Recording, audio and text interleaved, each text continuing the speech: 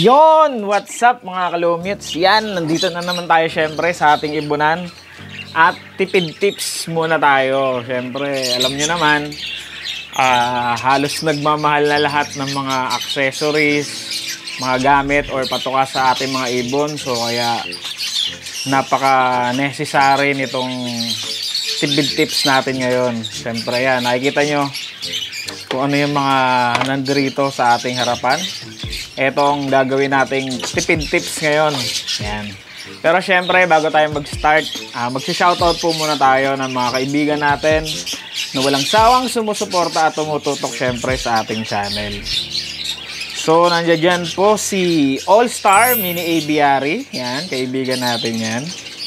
At si Birdie ni Cabalbas TV. Yan, kaibigan din natin to guys. Paki-visit na rin po ang kanyang channel para paki-support na rin po.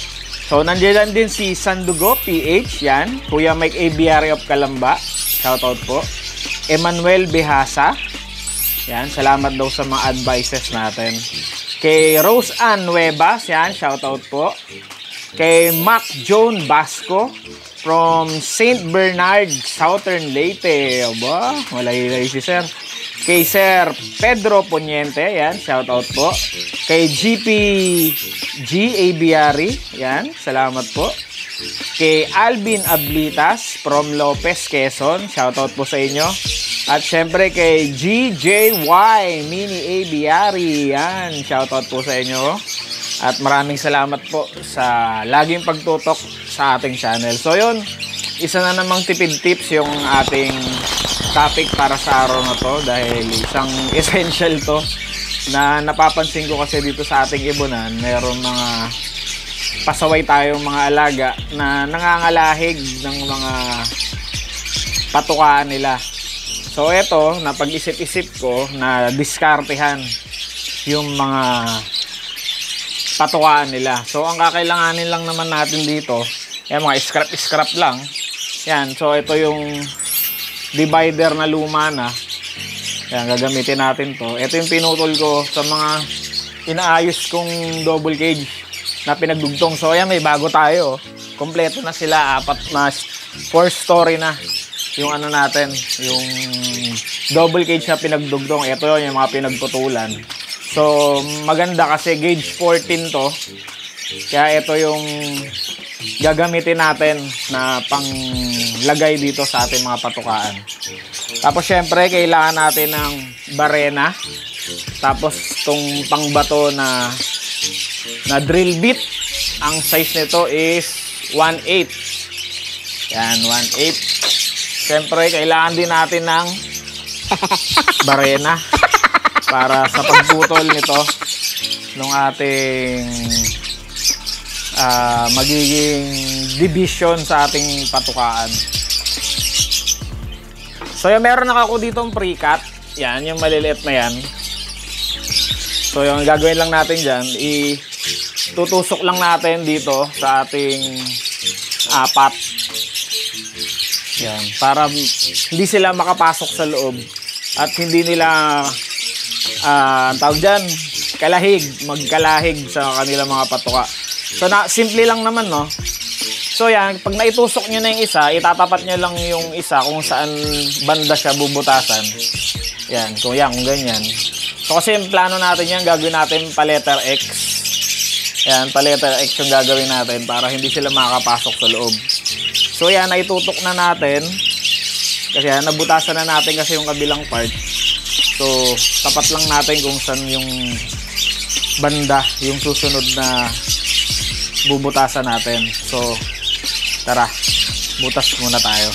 So extra careful lang guys sa pagbubutas kasi medyo delikado rin to at kung hindi tayo mag-iingat pwede tayo masugatan. Yan, so i-level nyo lang kung saan banda siya bubutasan. Ito na, ready to butas na.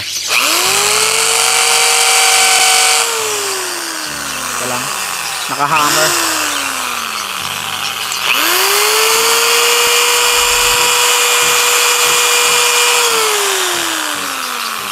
Medyo matigas din pala itong clay pot na to. Subukan natin ng mas madiin.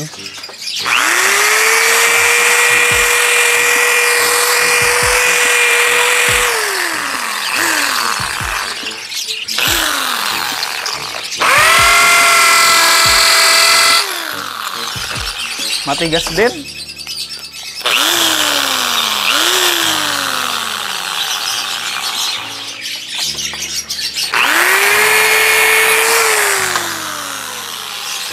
So yun, nabutas na natin. So ilalagay na natin siya.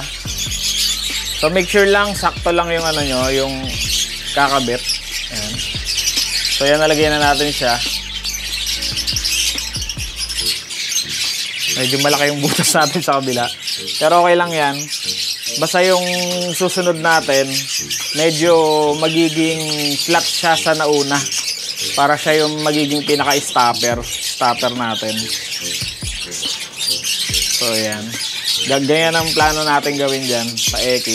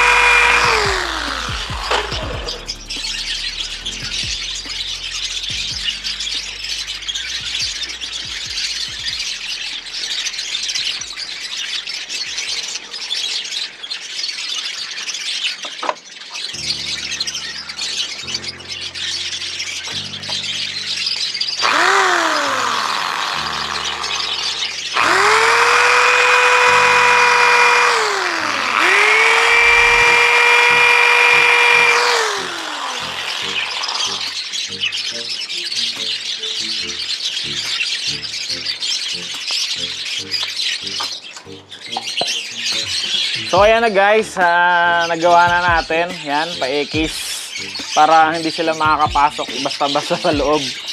Kasi talaga namang mga pasaway, lalo mga African, at talagang pag pumasok sa loob nangangalahig ng mga patuka. Kaya talagang napaka-importante rin ito. Yan, maganda yung pagkakagawa natin kasi fix siya, hindi na siya mahuhugot dyan. Tapos sakto lang halos yung mga ginamit natin. So susukatin nyo lang kung talagang tutugma yung ilalagay ninyo.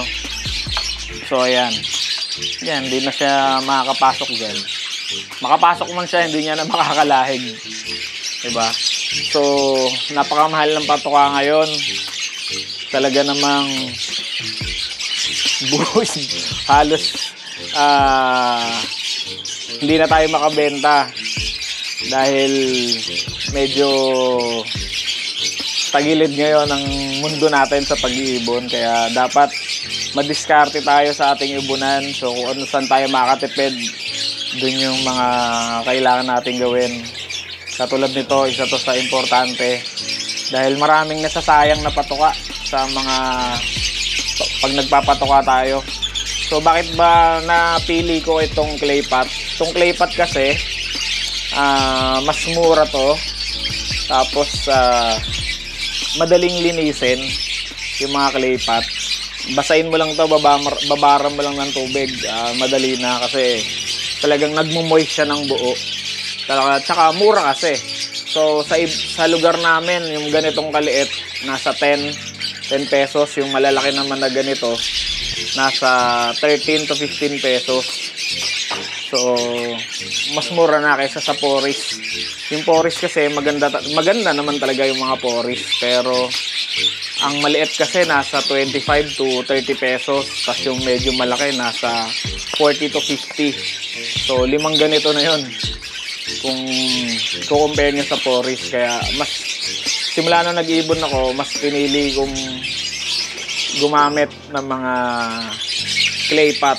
Tsaka kagandahan kasi sa clay pot, no, in time ngangat-ngatin nila to So maganda rin yon sa pag-trim ng mga tuka nila. Kaya clay pot talaga yung ginagamit nating patukaan sa mga alaga natin. Yan. So sana meron kayong natutunan sa mabilisang vlog natin na to. Siyempre, tipid tips para sa ating mga alagang ibon. para hindi nasasayang yung mga patuka natin.